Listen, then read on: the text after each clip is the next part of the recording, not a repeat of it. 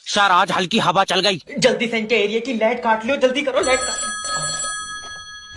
Hello. काट ली light? हाँ क्यों? सर हवा चल रही है। तो लाइट क्यों काट ली? हवा में निमोनिया हो जाएगा इससे। सर देखो, अगर मैंने अभी लाइट भेज दी हाँ, और खंबे से तार टूट कर तुम्हारे घर में गिर गए, तुमने पकड़ लिए तो? माँ हो ही नहीं घर पे, भेज लाइट। आए लाइट भेज आए कर रिया। सर हवा में नहीं भेज सकता, हवा में लाइट में दिक्कत होती। हवा में दिक्कत होती? तेरी लाइट तारों के ऊपर चल रही है। तुम टेंशन क्यों ले रहे हो? लेट जाओ, लाइट रात में आ जाएगी। अभी भेज लाइट, मेरी तबीयत खराब है। तो तबीयत लाइट से सही हो जाएगी। हाँ, मुझे दबा में लाइट के झटके बताए, तुझसे मतलब है? तू बात मत करना मुझसे, मैं सरकार का आदमी हूँ। मैं सरकार की औरत हूँ, भेज लाइट।